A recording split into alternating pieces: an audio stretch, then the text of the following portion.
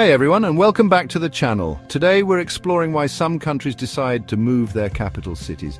It's a bit like deciding your bedroom is too cramped and moving your whole house to a new neighborhood, right?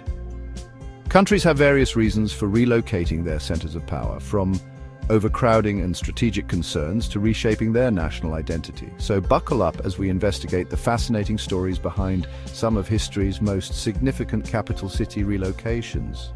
Get ready to learn some geography, history, and maybe even a bit about architecture and urban planning. Let's go. So, imagine you're in charge of a whole country. You've got to think about the economy, defense, natural resources, and where your government will be based, the capital city. Most countries inherit their capitals from history: London, Paris, Rome. These cities have been centers of power for centuries, but sometimes the old capital just doesn't cut it anymore. Maybe the city is overcrowded, traffic is a nightmare, and there's no room to grow. Or perhaps the old capital is vulnerable to attack or doesn't reflect the country's values anymore. Changing capitals is a big decision, but many countries have made it with fascinating results. Our first stop is Brazil. For centuries, Rio de Janeiro was Brazil's capital, known for its iconic beaches and carnival celebrations. By the mid-20th century, Brazil wanted to develop its interior and had a bold vision to build a new, ultra-modern capital city from scratch. That's how Brasilia was born.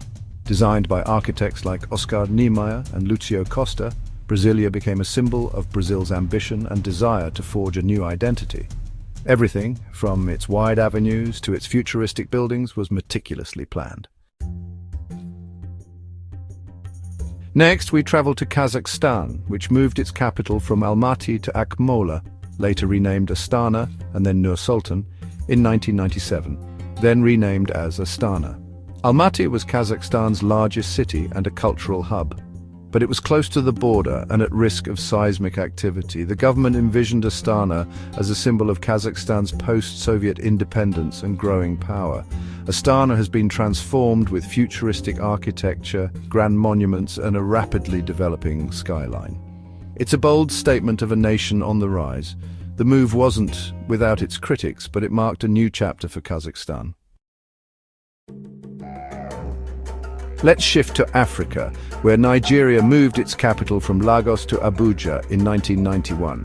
Lagos was a major economic powerhouse but struggled with overcrowding and pollution.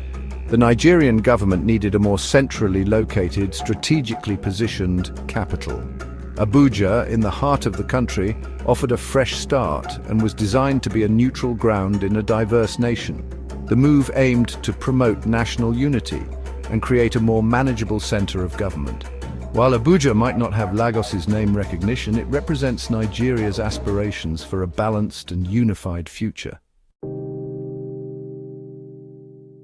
Our final stop is Myanmar, which moved its capital from Yangon to Naypyidaw in 2005. The government, a military junta, offered little explanation for the sudden relocation.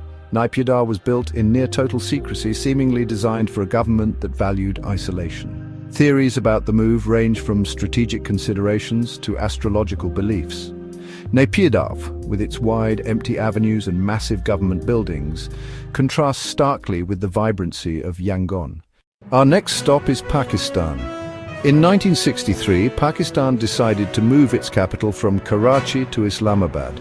Karachi, while being the largest city and economic hub, faced issues like overcrowding and political instability. Islamabad was chosen for its strategic location, better climate, and potential for future expansion. The new capital was meticulously planned and designed to reflect Pakistan's aspirations for a modern and progressive nation. Finally, let's look at Tanzania. In 1973, Tanzania announced the relocation of its capital from Dar es Salaam to Dodoma. Dar es Salaam, located on the coast, was the largest city and main port, but faced challenges like congestion and limited space for growth. Dodoma, situated in the center of the country, was chosen to promote equitable development and better administrative efficiency. The move aimed to symbolize national unity and decentralize economic activities.